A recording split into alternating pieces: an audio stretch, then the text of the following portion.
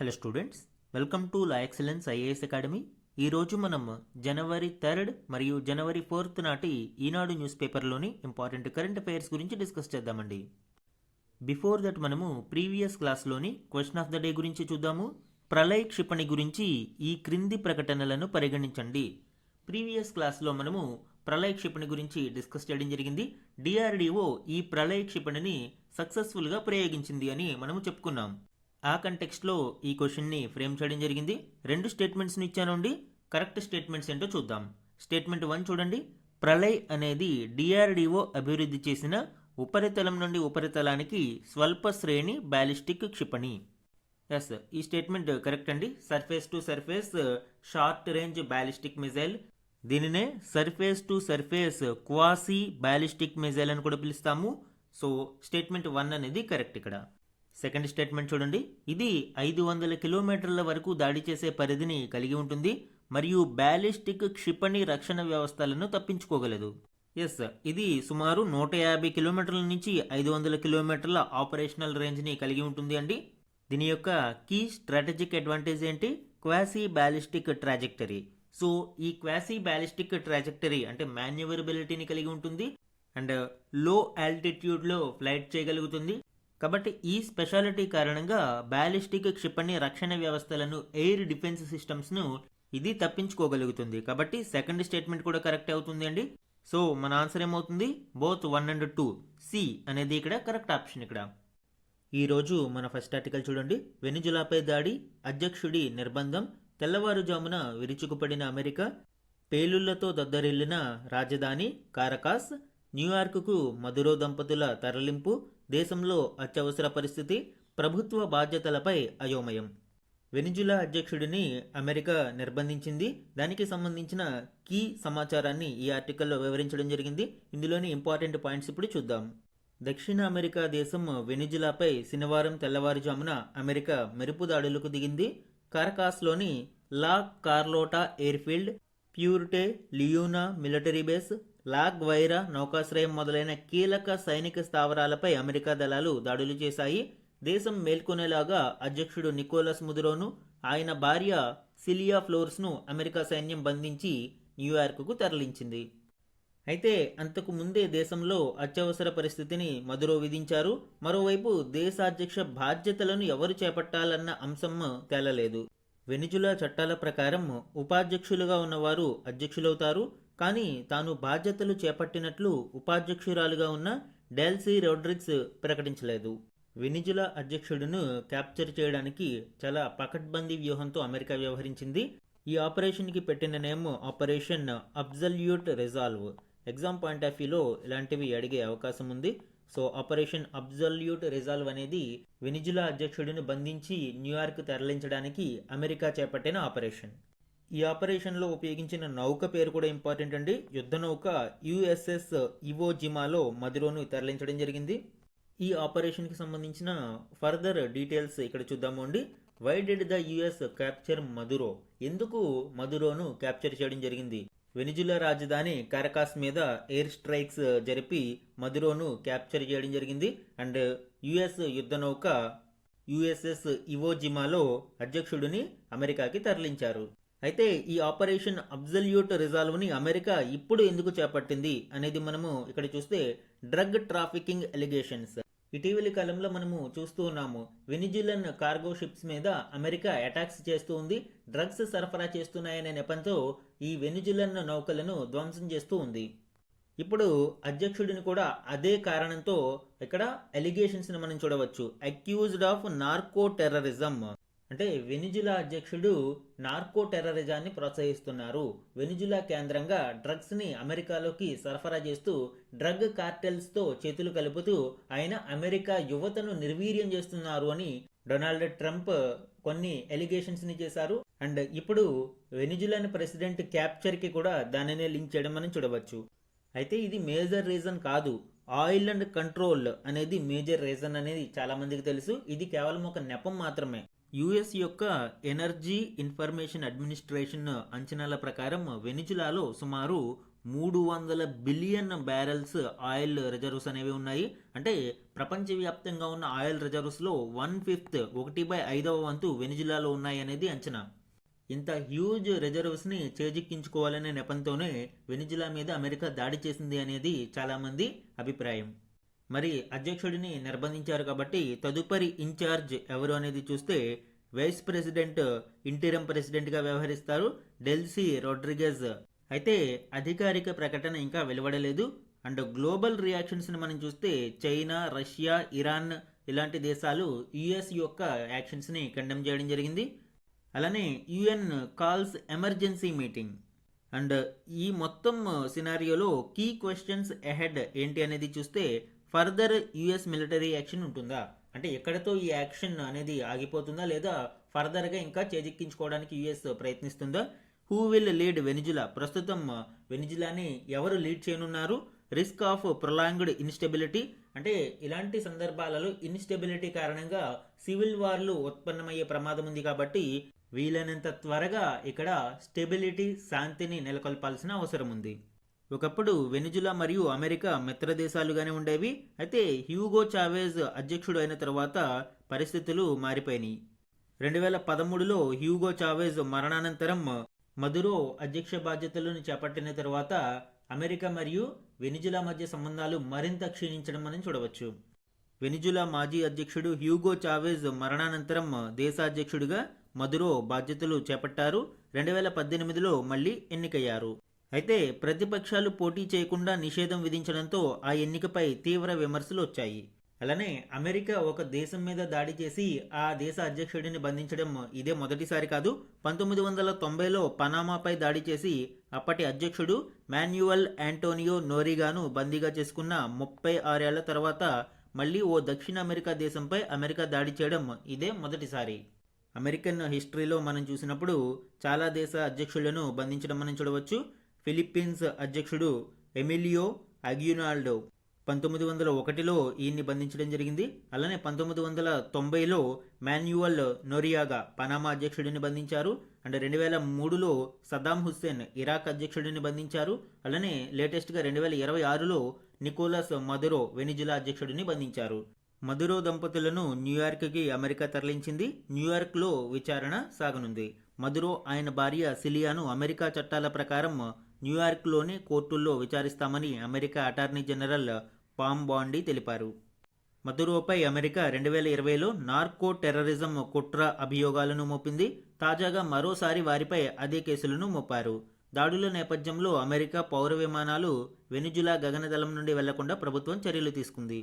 And ఈ దాడులకు సంబంధించి వాస్తవానికి డ్రగ్స్ సరఫరాను అడ్డుకోవాలి అంటూ గత కొన్ని నెలలుగా మదురో ప్రభుత్వంపై అమెరికా ఒత్తిడి తెస్తుంది.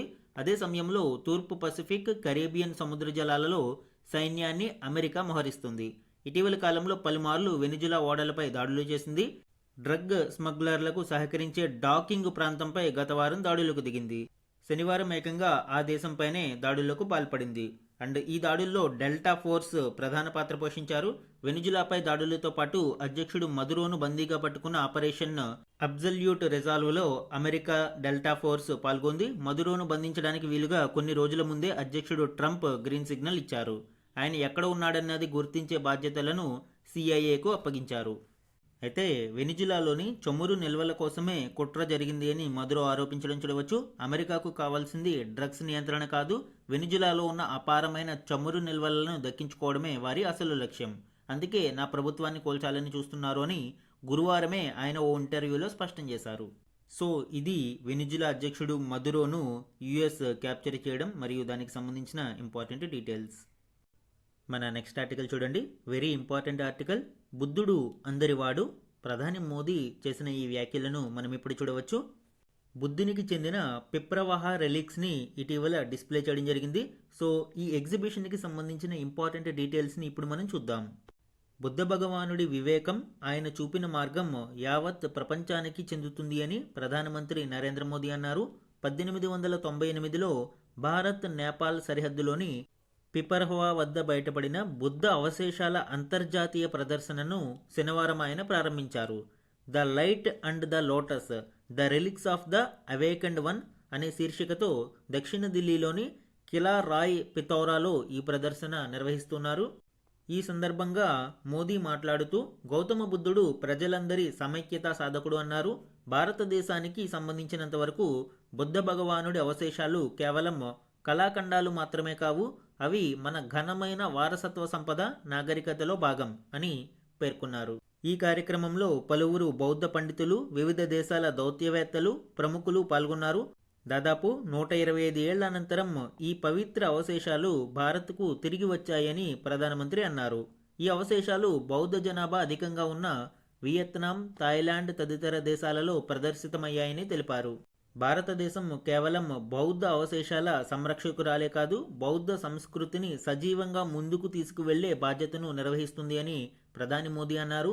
బుద్ధుడు తన ప్రవచనాలను వినిపించడం కోసం ఉపయోగించిన పాలీ భాషకు తమ ప్రభుత్వం శాస్త్రీయ భాషగా ప్రత్యేక స్థాయి కల్పించింది అని అన్నారు. ఈ పిప్రాహ్వా రెలిక్స్ 1898లో బయటపడడం జరిగింది అండి. These are most historically significant relics directly connected to Bhagwan Buddha and hold a central place in the archaeological study of early Buddhism.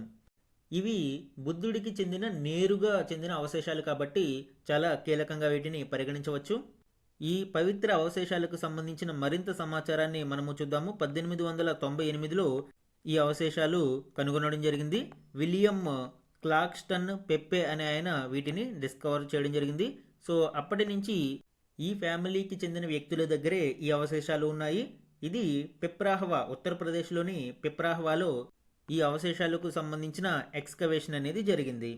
ఈ పెప్పే ఫ్యామిలీ చేతుల్లోనే సుమారు 127 సంవత్సరాలు ఈ అవశేషాలు ఉన్నాయి. యూకేలో వీరు నివసిస్తూ ఉంటారు. అయితే ఇటీవల వీరు ఒక ఆక్షన్ని నిర్వహించడం కోసం హాంకాంగ్లో సోత్బీస్ ఇంటర్నేషనల్ ఆక్షన్ అనే సంస్థను సంప్రదించారు. వారు హాంకాంగ్ బేస్డ్గా ఈ ఆక్షన్ని నిర్వహించడానికి సిద్ధమవుతున్న నేపథ్యంలో భారత్ ఇమీడియట్గా ఈ వేలాన్ని ఆపడానికి చర్యలు ప్రారంభించింది. దౌత్య మార్గాల ద్వారా బ్రిటన్ ప్రభుత్వాన్ని సంప్రదించి తగిన ఆధారాలను చూపించడం ద్వారా ఈ ఆక్షన్ను నిలిపివేశారు అండ్ ఈ అవశేషాలను భారత ప్రభుత్వానికి అప్పచెప్పారు. ఇప్పుడు ఈ అవశేషాలను న్యూఢిల్లీలో ప్రత్యేకంగా ఏర్పాటు చేసిన ఒక కార్యక్రమంలో ఎగ్జిబిషన్లో, సెరిమోనియల్ ఎగ్జిబిషన్లో ప్రదర్శించడం మనం చూడవచ్చు అండి. సో ఎగ్జామ్ పాయింట్ ఆఫ్ వ్యూలో కూడా ఇది ఇంపార్టెంట్ అండి. ఎవ్రీ ఎగ్జామ్లోనూ మనకి బుద్ధిజం లేదా జైనిజానికి సంబంధించిన ఒక క్వశ్చన్ అడుగుతూ ఉంటారు. అండ్ ఇప్పుడు ఇంత చారిత్రక ప్రాముఖ్యత ఉన్న ఒక సంఘటన మరియు ఈ ఎగ్జిబిషన్ జరిగిన నేపథ్యంలో ఈ పిప్రాహ్వా సైట్ మరియు ఈ రెలిక్స్ గురించి మరియు ఈ డిస్కవరీ చేసిన వ్యక్తి గురించి ఇవన్నీ కూడా మనకి ఇంపార్టెంట్. మన నెక్స్ట్ ఆర్టికల్ చూడండి. త్వరలో డ్రోన్ శక్తి మిషన్. ఈ ఆర్టికల్ డ్రోన్ శక్తి మిషన్కి సంబంధించిన కీ డీటెయిల్స్ని వివరిస్తుంది. ఇందులోని ఇంపార్టెంట్ పాయింట్స్ని ఇప్పుడు చూద్దాం. వస్తు పంపిణీ నుంచి యుద్ధభూమి వరకు అనేక రంగాలలో ఉపయోగపడుతున్న డ్రోన్ల ఉత్పాదక సాంకేతిక పరిజ్ఞానంలో అత్యున్నత శిఖరానికి చేరడానికి భారత్ త్వరలో ఒక ముఖ్యమైన కార్యక్రమం చేపట్టబోతుంది. ఇందులో భాగంగా డ్రోన్ శక్తి మిషన్ను ప్రారంభించేందుకు అధికారులు చర్యలు తీసుకుంటున్నారు. సమీప భవిష్యత్తులో మేము డ్రోన్ శక్తి మిషన్ను ప్రారంభించబోతున్నాం. డ్రోన్లలో ఉపయోగించే విడి భాగాల ఉత్పాదకులకు ప్రోత్సాహకాలు అందిస్తామని కేంద్ర ప్రభుత్వ ప్రధాన వైజ్ఞానిక సలహాదారు అజయ్ కుమార్ సూద్ పేర్కొనడం మనం చూడవచ్చు. ఈ మిషన్ లక్ష్యాలు రెండుగా ఆయన ప్రతిపాదించారు. ఒకటి, డ్రోన్ విడి భాగాల ఉత్పత్తిదారులను ప్రోత్సహించడం. 2, పరిశోధన అభివృద్ధి కార్యకలాపాలను ముందుకు తీసుకువెళ్లడమని ఆయన వెల్లడించారు. అనుసంధాన్ నేషనల్ రీసెర్చ్ ఫౌండేషన్ ఆధ్వర్యంలో డ్రోన్ శక్తి మిషన్ చేపడతామని ఆయన వివరించడం చూడవచ్చు. ఈ డ్రోన్ శక్తి మిషన్కి సంబంధించిన కీ డీటెయిల్స్ చూద్దామండి. యాక్చువల్గా 2022లోనే ఆ ఏడాది బడ్జెట్లో దీని ప్రతిపాదన వచ్చింది. 2026లో దీనిని పూర్తి స్థాయిలో లాంచ్ చేయడానికి సిద్ధమవుతున్నారు. 2030 నాటికి గ్లోబల్ డ్రోన్ హబ్గా భారతదేశాన్ని నిలబెట్టడానికి ఈ మిషన్ సహాయపడుతుంది అనేది కేంద్రం యొక్క అంచనా. అలానే ఈ డ్రోన్ శక్తి మిషన్లోని కీ కాంపోనెంట్స్ని మనం చూద్దాము. Drone as a service. Drone సర్వీసెస్లో స్టార్టప్స్ని ప్రోత్సహిస్తూ ఇండస్ట్రీస్కి ఈ సర్వీసెస్ని అందించడం దీని యొక్క ఉద్దేశం. సర్వీస్ ఎకానమీని డెవలప్ చేయడం ఇందులో ప్రధాన భాగంగా మనం చూడవచ్చు. అదేవిధంగా కాంపోనెంట్ మ్యానుఫ్యాక్చరింగ్. ఇందాక మనం చెప్పుకున్నాము ఈ డ్రోన్ల యొక్క విడిభాగాల ఉత్పత్తిదారులను ప్రోత్సహించడం లక్ష్యంగా పెట్టుకున్నాము అని. So focus on domestic production of critical components like flight controllers, Motors, sensors to reduce import Reliance. అంటే మనము దిగుమతుల మీద కీలక విడిభాగాల కోసం ఆధారపడకుండా స్వదేశీయంగా వాటిని అభివృద్ధి చేయాలి అనేది దీని యొక్క ప్రధాన ఉద్దేశం. అలానే skilling and education, dedicated drone courses in industrial training institutes nation wide to create a skilled work force. ఈ డ్రోన్ టెక్నాలజీలో స్కిల్డ్ మ్యాన్ ఫోర్స్ని క్రియేట్ చేయడం కోసం, హ్యూమన్ రిసోర్సెస్ని డెవలప్ చేయడం కోసం ఈ మిషన్ డ్రోన్ శక్తిని చూడవచ్చు. అలానే సెక్టార్ స్పెసిఫిక్గా కూడా మనం చూడవచ్చు. ఎస్పెషల్లీ అగ్రికల్చర్లో కిసాన్ డ్రోన్స్ని ప్రోత్సహించడం, utilising drones for crop assessment, digitalising land records and precise spraying. So ఇవన్నీ కూడా మనకి డ్రోన్ టెక్నాలజీ ద్వారా చాలా సులభతరం అవుతూ ఉన్నాయి. ఆల్రెడీ మనము స్వామిత్వ అనే ఒక స్కీమ్ని గవర్నమెంట్ లాంచ్ చేయడం జరిగింది కేంద్ర ప్రభుత్వం ఆధ్వర్యంలో. ఈ డ్రోన్ టెక్నాలజీ ద్వారా గ్రామాలలో ఈ ల్యాండ్ రికార్డ్స్ని డిజిటలైజ్ చేయడం చూస్తూ ఉన్నాము. సో ఇలాంటి సర్వీసెస్ అన్నిటినీ మరింత విస్తృతం చేయడం ఈ డ్రోన్ శక్తి మిషన్ యొక్క ప్రధాన ఉద్దేశం. ఇది డ్రోన్ శక్తి మిషన్కి సంబంధించిన ఇంపార్టెంట్ డీటెయిల్స్ అండి. త్వరలోనే దీనిని ప్రారంభించనున్నాము అని కేంద్రం ప్రకటించడం మనం చూడవచ్చు. మన నెక్స్ట్ ఆర్టికల్ చూడండి. ఎలక్ట్రానిక్స్ విడిభాగాల తయారీకి 41,863 కోట్ల ప్రతిపాదనలకు ఆమోదం. ఈ article ECMS electronic components manufacturing scheme కి సంబంధించిన ఇంపార్టెంట్ డీటెయిల్స్ ని వివరిస్తుంది. ఇందులోని కీ పాయింట్స్ ని ఇప్పుడు చూద్దాం. ఎలక్ట్రానిక్స్ విడిభాగాల తయారీ పథకం కింద 41,863 కోట్ల పెట్టుబడితో తలపెట్టిన 22 నూతన ప్రతిపాదనలను ఆమోదించినట్లు ఎలక్ట్రానిక్స్ ఐటీ శాఖ శుక్రవారం తెలిపింది. ఇందువల్ల సుమారు 2,58,152 కోట్ల విలువైన ఉత్పత్తులు తయారవుతాయని, 33,791 మందికి ప్రత్యక్షంగా ఉద్యోగాలు లభిస్తాయని వెల్లడించింది. గతంలో 12,704 కోట్ల పెట్టుబడి అంచనాలతో 24 ప్రతిపాదనలకు ప్రభుత్వం ఆమోదం తెలిపింది. ఈ ప్రతిపాదనలు అమల్లోకి వస్తే కీలకమైన ఎలక్ట్రానిక్స్ విడిభాగాల కోసం విదేశాలపై ఆధారపడడము తగ్గుతుంది. ఐఫోన్ల సంస్థ యాపిల్ తన తయారీని చైనా వెలుపల విస్తరించాలని చూస్తున్న నేపథ్యంలో ఆ సంస్థకు విడిభాగాలు సరఫరా చేసే కొత్త వెండర్లు ఇప్పుడు దరఖాస్తు చేస్తున్నట్లు చెబుతున్నారు. వేటి తయారీకి ఈ ప్రతిపాదనలను ఆమోదించారు అనేది చూస్తే పీసీబీలు, కెపాసిటర్లు, కనెక్టర్లు, ఎన్క్లోజర్లు, lithium ion cells, camera modules, display modules, optical trans receivers, mobile తయారీ, టెలికాం, కన్జ్యూమర్ ఎలక్ట్రానిక్స్, వ్యూహాత్మక ఎలక్ట్రానిక్స్, వాహన, ఐటీ హార్డ్వేర్ తయారీకి తాజాగా ప్రతిపాదనలు వచ్చాయి. మొబైల్ తయారీలో వినియోగించే విడిభాగాల తయారీకి 27,166 కోట్లు, పీసీబీ విభాగంలో 7,377 కోట్లు, లిథియం అయాన్ సెల్ విభాగంలో 2,922 కోట్ల పెట్టుబడి ప్రతిపాదనలు వచ్చాయి. ఆంధ్రప్రదేశ్ సహా 8 రాష్ట్రాలలో కొత్త యూనిట్లు ఏర్పాటు కానున్నాయి. ఏపీ, హర్యానా, కర్ణాటక, మధ్యప్రదేశ్, మహారాష్ట్ర, తమిళనాడు, ఉత్తరప్రదేశ్, రాజస్థాన్లలో ఈ కొత్త యూనిట్లు ఏర్పాటు చేయనున్నారు. ఈ ఈసీఎంఎస్ స్కీమ్కి సంబంధించి మరిన్ని డీటెయిల్స్ చూద్దామండి. ప్రభుత్వ లక్ష్యం ఏంటి అండి? $500 బిలియన్ ఎలక్ట్రానిక్స్ మ్యానుఫ్యాక్చరింగ్ ఎకోసిస్టమ్ని 2030-31 నాటికి దేశంలో ఎస్టాబ్లిష్ చేయడం దీని యొక్క ప్రధాన ఉద్దేశం. అండ్ కీ ఫీచర్స్ ఆబ్జెక్టివ్ మనం చూస్తే reduce import dependence, built robust ecosystem. Tenure 6 yearsగా ఉంటుంది. 25-26 నుంచి ప్రారంభమవుతుంది. 1 year గెస్టేషన్ ని మనం చూడవచ్చు. ఇన్సెంటివ్స్ స్ట్రక్చర్ ని మనం చూస్తే 3 types ని చూడవచ్చు అండి. ఒకటి turnover linked based on incremental sales. రెండవది capex linked reimburses portion of eligible capital expenditure. మూడవది hybrid combination of turnover and capex linked incentives for hitech segments. అంటే ఉత్పత్తి చేసి టర్న్ ఓవర్ని బట్టి ఉంటుంది. రెండవది క్యాపిటల్ ఇన్వెస్ట్మెంట్ మీద ఆధారపడి ఉంటుంది. మూడవది హైబ్రిడ్ మోడల్. హైటెక్ ఇండస్ట్రీస్లో ఇటు టర్న్ ఓవర్ మరియు అటు క్యాపిటల్ ఇన్వెస్ట్మెంట్ రెండింటి ఆధారంగా ఇన్సెంటివ్స్ అనేవి ఇవ్వడం జరుగుతుంది. ఈ స్కీమ్కి సంబంధించి రీసెంట్ డెవలప్మెంట్స్ ఇప్పుడే చెప్పుకున్నాము. 22 న్యూ ప్రాజెక్ట్స్ అప్రూవ్ అయినాయి. 41,863 కోట్లు కంబైన్డ్ ఇన్వెస్ట్మెంట్ అనేది మనము చూడవచ్చు. ఫోకస్ ఏరియాస్ చూడండి. Camera modules, display modules, multilayer PCBs అంటే ప్రింటెడ్ సర్క్యూట్ బోర్డ్స్. ఎలక్ట్రిక్ సర్క్యూట్లో ఇది కీలకంగా ఉంటుంది అండి. అలానే lithium ion cells, device enclosures, HDI and flexible PCBs, supply chain materials, ఇవన్నీ కూడా మనము ఈ పథకంలో ఫోకస్ ఏరియాస్గా చూడవచ్చు. సో ఇది ఈ ఎలక్ట్రానిక్స్ కాంపోనెంట్ మ్యానుఫ్యాక్చరింగ్ స్కీమ్కి సంబంధించిన కీలక డీటెయిల్స్ అండి. సో ఎగ్జామ్ పాయింట్ ఆఫ్ వ్యూలో కూడా ఇలాంటి స్కీమ్స్కి సంబంధించి అడిగే అవకాశం ఎక్కువగా ఉంటుంది. మన నెక్స్ట్ ఆర్టికల్ చూడండి. వాహన పిఎల్ఐ పథకంతో 35,657 కోట్ల పెట్టుబడులు, 48,974 ఉద్యోగాల సృష్టి. కేంద్రం ఈ వివరాలను వెల్లడించింది అండి. దీనికి సంబంధించిన ఇంపార్టెంట్ డీటెయిల్స్ చూద్దాం. ఆత్మనిర్భరతలో భాగంగా మ్యానుఫ్యాక్చరింగ్ సెక్టార్ను మరింత విస్తృతం చేయడానికి కొన్ని కీలక రంగాలలో పిఎల్ఐ స్కీమ్ని ప్రభుత్వం తీసుకువచ్చింది. PLI production linked incentive scheme. So ఈ స్కీమ్ వాహన రంగంలో ఏ విధమైన విప్లవాత్మక మార్పులు తీసుకువచ్చింది అనేది చూద్దాము. వాహన రంగానికి ప్రకటించిన ఉత్పత్తి ఆధారిత ప్రోత్సాహక పథకం ద్వారా ఈ ఏడాది సెప్టెంబర్ వరకు 35,657 కోట్ల పెట్టుబడులు వచ్చాయని, మొత్తం విక్రయాలు 32,879 కోట్లుగా నమోదయ్యాయని ప్రభుత్వం తెలిపింది. అలాగే 48,974 ఉద్యోగాలను సృష్టించింది అని పేర్కొంది. పిఎల్ఐ పథకాన్ని తొలుత వాహన రంగానికి ప్రభుత్వం ప్రవేశపెట్టిన సంగతి తెలిసిందే. 2023-24 నుంచి 2027-28 వరకు ఈ పథకం అమల్లో ఉంటుంది. అయితే ఈ పథకం కింద ఇప్పటి వరకు ఎటువంటి పెట్టుబడులు పెట్టని 10 సంస్థల బ్యాంక్ గ్యారంటీలను ఇన్వోక్ చేసే యోచనలో భారీ పరిశ్రమల మంత్రిత్వ శాఖ ఉంది.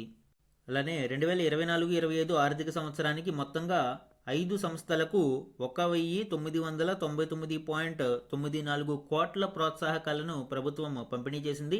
వీటిల్లో Tata Motors, Bajaj Auto, Mahindra and Mahindra, TVS Motor, Ola Electric టెక్లు ఉన్నాయి. గణాంకాలను పరిశీలిస్తే ఈ పథకం కింద ఇప్పటి వరకు 10,42,172 విద్యుత్ ద్విచక్ర వాహనాలకు, 2,38,385 విద్యుత్ త్రిచక్ర వాహనాలకు, 79,540 విద్యుత్ 4 చక్రాల వాహనాలకు, 1,391 విద్యుత్ బస్సులకు ప్రోత్సాహకాలను అందించినట్లు భారీ పరిశ్రమల మంత్రిత్వ శాఖ తెలిపింది. పిఎల్ఐ పథకం ద్వారా వాహన విడిభాగాల పరిశ్రమకు ప్రోత్సాహాల కోసం 25,938 కోట్ల కేటాయింపులను ప్రభుత్వం చేసింది. అలానే వాహన పిఎల్ఐ పథకం కింద 2025 డిసెంబర్ 31 వరకు మొత్తంగా 2,321.94 కోట్ల ప్రోత్సాహకాలను పంపిణీ చేసింది అని ఓ అధికారిక ప్రకటన వెల్లడించింది. సో ఇది వాహన రంగంలోని పిఎల్ఐ స్కీమ్కి సంబంధించిన ఇంపార్టెంట్ డీటెయిల్స్. మెయిన్స్ ఆన్సర్ రైటింగ్లో ఈ గణాంకాలు మనకి ఉపయోగపడతాయండి. ఈరోజు ఈనాడు న్యూస్ పేపర్లోని కరెంట్ అఫైర్స్ని చూద్దాము. One liner current affairs. Skiing చేస్తూ దక్షిణ ధృవానికి చేరుకున్న అతిపిన్న భారతీయ వ్యక్తిగా కామ్యా కార్తికేయన్ ఘనత సాధించారు. -30 డిగ్రీస్ ఉష్ణోగ్రతను, ప్రచండ శీతల గాలులను తట్టుకుంటూ ఆమె దాదాపు 115 కిలోమీటర్ల దూరం స్కీయింగ్ చేసింది. ప్రపంచంలో స్కీయింగ్ ద్వారా అక్కడికి చేరుకున్న రెండో అతిపిన్న వయసు మహిళ కామ్యా. పర్సనల్ న్యూస్లో ఇంపార్టెంట్ అండి. Next one. భారత్ విజయవంతంగా ప్రళయ్ క్షిపణి పరీక్షలను 2025 డిసెంబర్ 31న నిర్వహించింది. ఒడిశా తీరం నుంచి వరుసగా ఒకదాని వెంట ఒకటి 2 ప్రళయ్ మిజైళ్లను రక్షణ పరిశోధన అభివృద్ధి సంస్థ DRDO ప్రయోగించింది. ఈ 2 నిర్దేశిత లక్ష్యాలను ఛేదించాయి.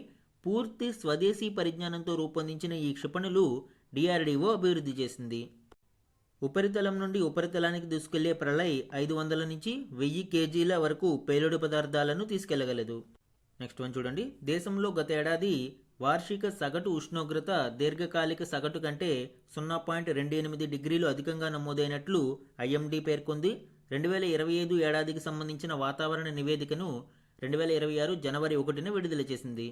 1901లో ఉష్ణోగ్రతల నమోదు ప్రారంభించిన తర్వాత 2025 అనేది 8వ అత్యంత వేడి సంవత్సరంగా నిలిచింది అని IMD పేర్కొనడం విశేషం. నెక్స్ట్ ఇంపార్టెంట్ వన్ చూడండి. గణాంకాలు పథకాల అమలు శాఖ 2026 జనవరి 1న కొత్త లోగోను విడుదల చేసింది. దేశ అభివృద్ధి ప్రక్రియలో డేటా ప్రాముఖ్యతను ఈ కొత్త లోగో వర్ణిస్తుందని వెల్లడించింది. లోగోలో ఉన్న అశోక చక్రం నిజానికి పారదర్శకతకు, మంచి పరిపాలనకు గుర్తు కాగా, రూపాయి చిహ్నం ఆర్థిక ప్రణాళికలో, విధాన రూపకల్పనలో, దేశ వృద్ధిలో గణాంకాల కీలక పాత్రను ప్రతిబింబిస్తుంది. అందులో ఉన్న అంకెలు, చిహ్నాలు అధునాతన డేటా వ్యవస్థను, స్టాటిస్టిక్స్ సైన్స్ను తెలుపుతాయని వివరించింది. ఈ లోగోను, దానికి సంబంధించిన సమాచారాన్ని మనం ఇక్కడ చూడవచ్చు. సో అదే ఈ new logo. Data for development అనే ట్యాగ్ లైన్ చూడవచ్చు. రూపీ సింబల్, అలానే అప్వర్డ్ గ్రోత్ బార్, ఇది ఈ గ్రోత్ బార్ అండ్ ఇది రూపీ సింబల్. అలానే నెంబర్స్ అండ్ సింబల్స్ ఇక్కడ మనం చూడవచ్చు. ఇవన్నీ నెంబర్స్ అండ్ సింబల్స్. అలానే అశోక చక్ర. సో అశోక చక్ర కూడా మనం ఇక్కడ చూడవచ్చు. సో వీటన్నిటి యొక్క సిగ్నిఫికెన్స్ గురించి మనం ఇప్పుడు డిస్కస్ చేయడం జరిగింది. ఇది MOSPIకి సంబంధించిన న్యూ లోగో.